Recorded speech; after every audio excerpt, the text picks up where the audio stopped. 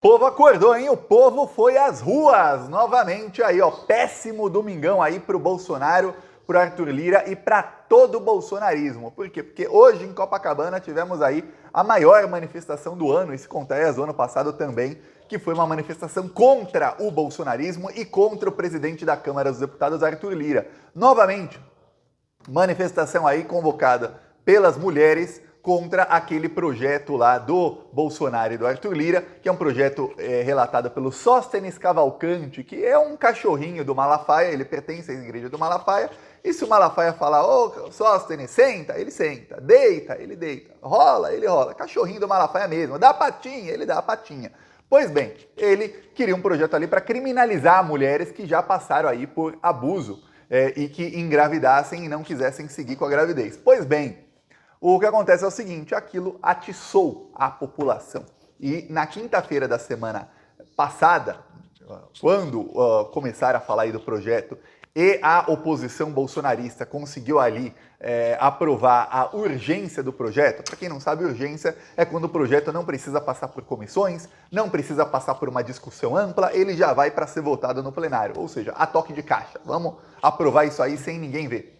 Quando a oposição conseguiu isso, teve ali espontaneamente, na quinta-feira da semana passada, tiveram manifestações em São Paulo, no Rio Grande do Sul, no Rio de Janeiro, em Belo Horizonte, enfim, várias manifestações. E aí, no sábado passado, também manifestações aí maiores, mostrei aqui na Avenida Paulista, muita gente mesmo. E no domingo passado também, na Avenida Paulista, o prefeito Ricardo Nunes, ele está desfazendo uma coisa que o Haddad começou, que era, ele fechava a Avenida Paulista, que é uma das principais avenidas de São Paulo, a mais famosa, né, uma avenida bem bonita, e dos domingos ficava fechada para o público andar de bicicleta, andar ali, e o Ricardo Nunes passou a abrir a avenida, só que o protesto foi tão grande que fechou a avenida de novo, não conseguiu ficar aberta.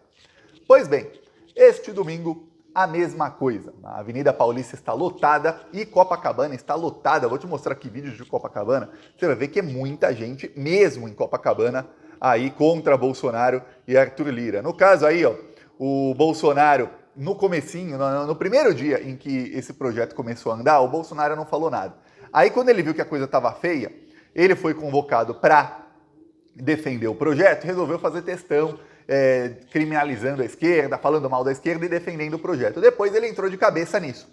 E aí começa o povo a falar que não. Aqui para você ver. Isso aqui, Copacabana, hoje. Legaliza! O povo é nosso! É nossa escolha! É pela vida das mulheres! Legaliza! Bom dia, pessoal. Bom dia, mulherada. Bom dia também aos parceiros que vêm a essa passeata com as mulheres.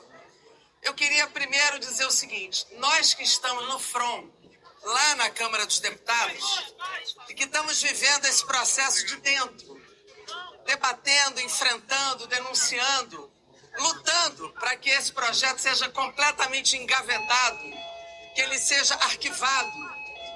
Eu quero que vocês saibam que a presença nossa nas ruas é decisiva e que nos dá a principal sustentação para que a gente tenha vitórias no Congresso Nacional.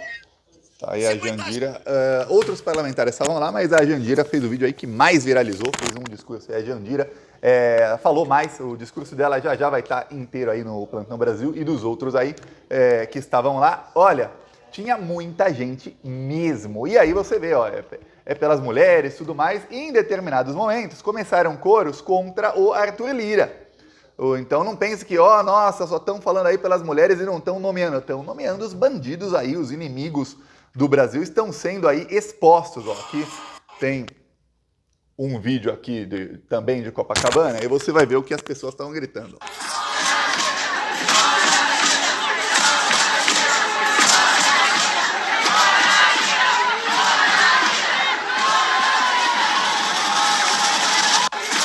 Eu vou vou te falar uma coisa. Isso é a pior coisa que poderia acontecer para o Arthur Lira nesse momento. O Arthur Lira não é o parlamentar que gosta de exposição negativa, de povo nas ruas falando o nome dele. Ele não é o tipo de, como um Bolsonaro, como um Nicolas Ferreira, alguém, esses que gostam de aparecer, seja fale mal ou fale bem, mas fale de mim, porque eu fico mais famoso. Não. O Arthur Lira quer manter os esqueminhas dele e ele quer manter tudo nas sombras. Se ele aparece muito e tem muita gente falando fora Lira, é ruim para ele e para os esquemas dele. E aí tem uma coisa que é decisiva para ele, que é, tem eleição para a presidência da Câmara no ano que vem e o Arthur Lira está, desde o ano passado, ou seja, já esse ano inteiro, parte do ano passado, ele está tentando emplacar para o ano que vem o candidato que é amigo dele, que é o Elmar Nascimento. E aí o que acontece? Outros candidatos aí do Centrão precisam estar todos unidos com o Arthur Lira para que ele consiga colocar o Elmar Nascimento ou o plano B dele, ou o plano C dele ali, alguém muito ligado a ele na presidência da Câmara, para que quando ele saia e perca o poder que ele tem hoje, os inimigos que ele fez aí nesses 4 anos em que ele foi presidente da Câmara não engulam ele, que é o que está para acontecer. E o Arthur Lira, aí, tem um monte de esquema, o mandato dele está segurado por uma liminar, está pendurado o mandato dele, ele pode perder o mandato e ir preso se ele perder poder político. Essa é a situação aí de Arthur Lira hoje. E é o que acontece? Com o povo nas ruas, falando fora Lira, fora Lira, fora Lira, o que acontece é que os parlamentares do Centrão ficam assim, opa, eu aqui não vou querer ficar mostrando muita proximidade com esse cara aqui, porque se esses protestos começam a ficar cada vez maiores, o nome Arthur Lira vai ficar queimado. Como ficou queimado lá atrás o nome Severino Cavalcante, para quem não lembra, faz 20 anos era presidente da Câmara dos Deputados e ficou queimadíssimo, a ponto de não conseguir nem se reeleger depois. Ficou queimado o Eduardo Cunha, ficou queimado o Rodrigo Maia, só para falar aí ó, alguns exemplos de presidentes de Câmara dos Deputados que fazem muitos inimigos, fazem um mandato ali bem questionável, para não falar aí criminoso, e aí eles se ferram depois. E o Arthur Lira é um desses aí que está fazendo muitos inimigos, um mandato aí, para não falar criminoso, um mandato bem questionável e que ele sabe que ele pode ter o mesmo destino dos outros. O Cunha acabou preso, o Severino Cavalcante não deu tempo, mas ia ser preso também. O Rodrigo Maia não acabou preso, mas nem tentou a reeleição porque sabia que não tinha chance nenhuma de ganhar para deputado novamente.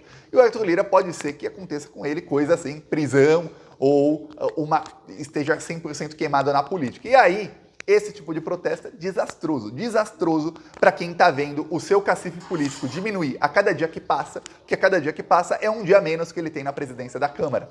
E está vendo, além do seu capital político diminuir, está vendo o quê?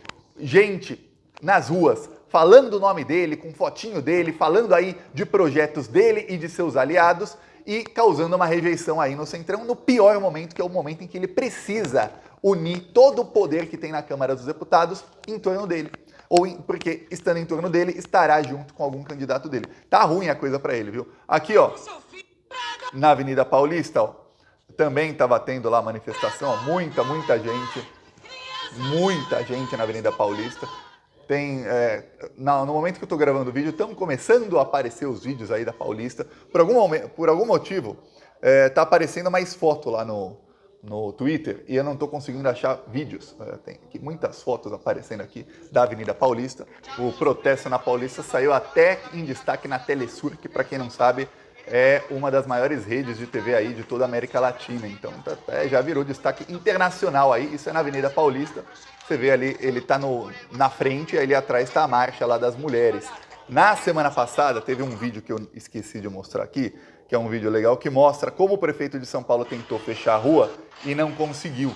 Ele tentou fechar ali, ele tentou abrir os dois lados da Avenida Paulista e a Marcha das Mulheres fechou um dos lados da Paulista e em determinado momento fechou os dois lados da avenida. Então deu ruim aí para eles.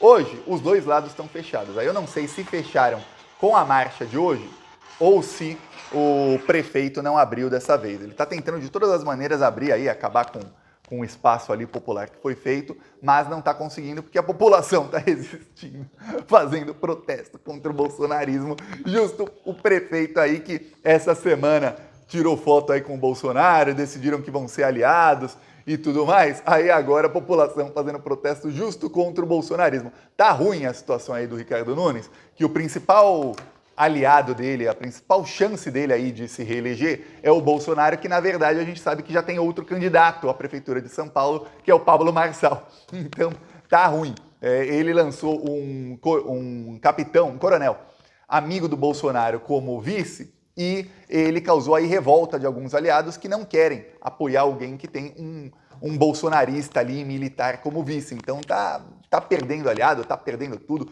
tá ruim pro prefeito. Talvez por isso aí tenha aberto as ruas hoje. E aí acontece o quê? O povo começa a sair nas ruas e finalmente o pessoal de esquerda começa a tomar novamente as ruas. Porque em 2013...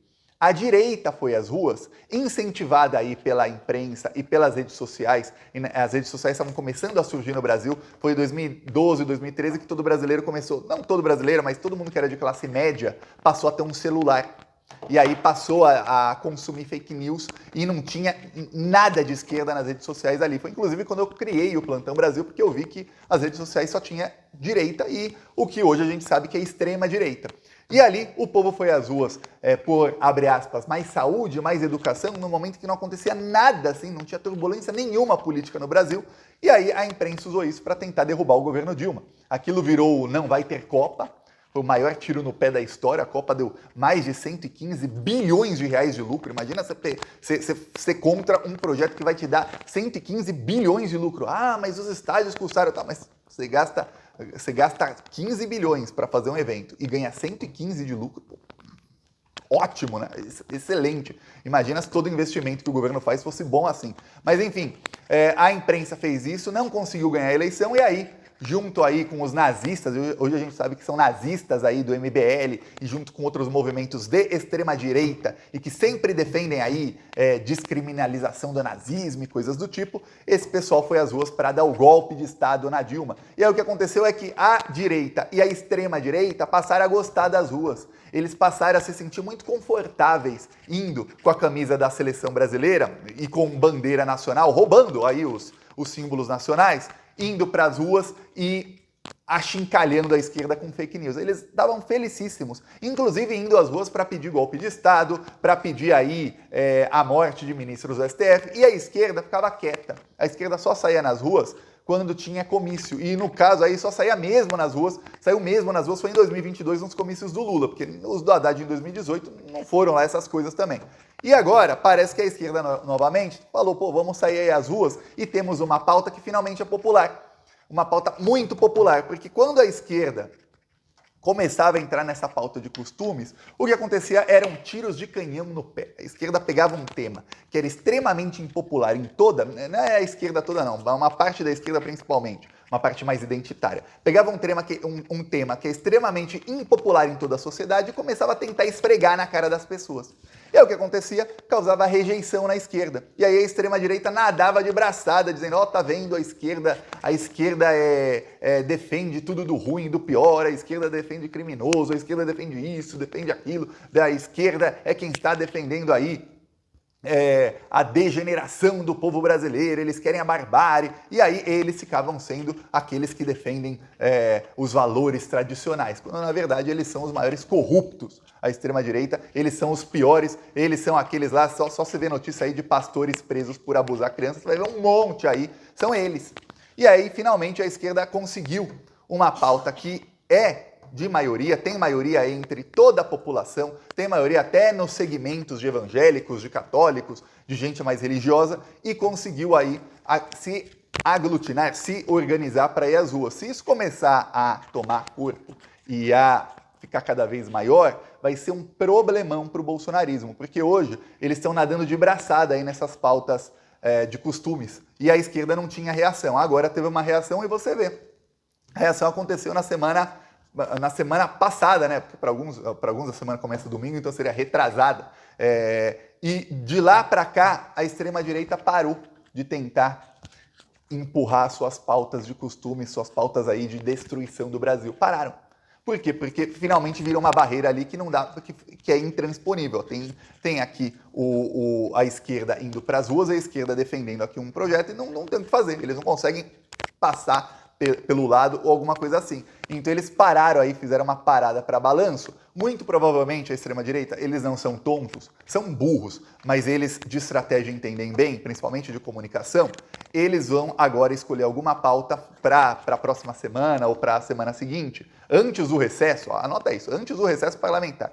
Eles vão escolher tentar passar alguma pauta que a esquerda não queira e que eles saibam que é muito popular em toda a sociedade. Ou seja, alguma coisa que a opinião de esquerda nessa pauta de costume seja impopular. Eu dou um exemplo de pauta aí do mês passado, que o governo Lula não fez nada, mas que a imprensa associou ao Lula, que era a pauta das saidinhas. É uma pauta que a esquerda defende e que é extremamente impopular perante a população, que não tem ali informação sobre o que são as saidinhas, por que isso é benéfico para a sociedade, e a população só acha, ó, tá soltando bandido na rua e ponto final e acabou. Não pense em ressocialização, em nada disso, não pensa que o bandido vai ser ali cooptado pelo crime. Não, só pense em, ó, é menos bandido na rua, dane-se, tem que encarcerar todo mundo. E aí, esse é um exemplo de pauta que a esquerda defende e que é impopular. E aí, que mesmo sem o governo entrar de cabeça nisso, a imprensa colou ao Lula essa pauta. E agora, eles vão tentar, então prepare-se para os próximos dias, alguma pauta desse tipo que eles sabem, ó, 80% da sociedade está com a gente, vamos tentar desmascarar a esquerda. Então a esquerda tem que ficar bem atenta agora para não sair das ruas e continuar ali na comunicação, continuar ali na briga das redes sociais, conscientizando a população, que foi isso que foi feito aí nesse tema. A extrema-direita estava ganhando a narrativa dessa aí. Quando entrou a esquerda batendo forte, a esquerda ganhou e a população ficou a favor da realidade, a favor da esquerda. Veja como são as coisas. Eu peço aí a sua inscrição no canal. Seguimos aqui na luta. Falou!